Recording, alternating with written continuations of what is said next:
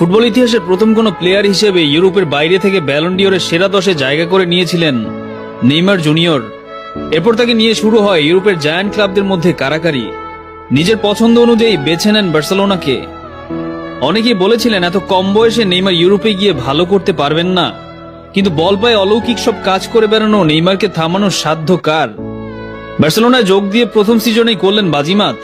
নিজের সর্বশেষ সিজনেও দলকে জেতালেন চ্যাম্পিয়ন্স লিগ। বার্সার লাস্ট চ্যাম্পিয়ন্স লিগ জয়ের পেছনে নেইমারের ভূমিকাই ছিল সবচেয়ে বেশি।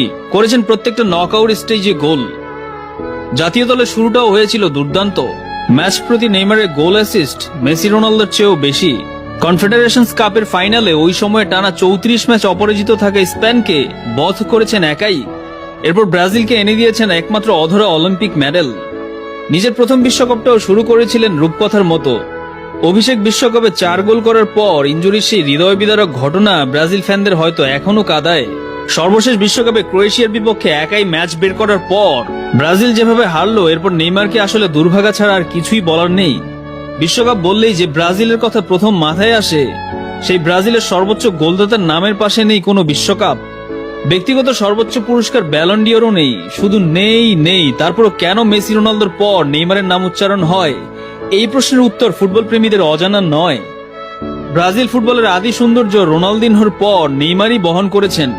যেন স্বর্গ থেকে আসা চোখের ট্রিট। নিখুঁত পাস, চোখ ধাঁধানো ফ্রিকিক কিংবা ভেবাচাকা খাওয়ার মতো পেনাল্টি, কোনো দিক দিয়ে কমতি নেই তার। ক্যারিয়ার জুড়ে যে জিনিসটা কমতি ছিল সেটা বোধহয় ভাগ্যের ছোঁয়া। বড় টুর্নামেন্টের মাঝপথে কিংবা শুরুর আগে ইনজুরি থেকে বাদ পড়া, ক্লাবে বারবার ইনজুরির দখল, ক্যারিয়ার জুড়ে এসবই ছিল মূলত নেইমারের নিত্য সঙ্গী। কিছু মানুষ থাকেন যাদের সবকিছু পাওয়া উচিত, সবকিছুই যারা ডিজার্ভ করেন, কিন্তু দিন শেষে কোনো না কোনো কারণে পাওয়া হয় না। নেইমার তাদেরই একজন। তাতে কি, দলগত কিংবা ব্যক্তিগত বড় কোনো অর্জন ছাড়াই নেইমার কোটি কোটি ভক্তের যে ভালোবাসা পেয়েছেন, এটাই বা কম কিসে?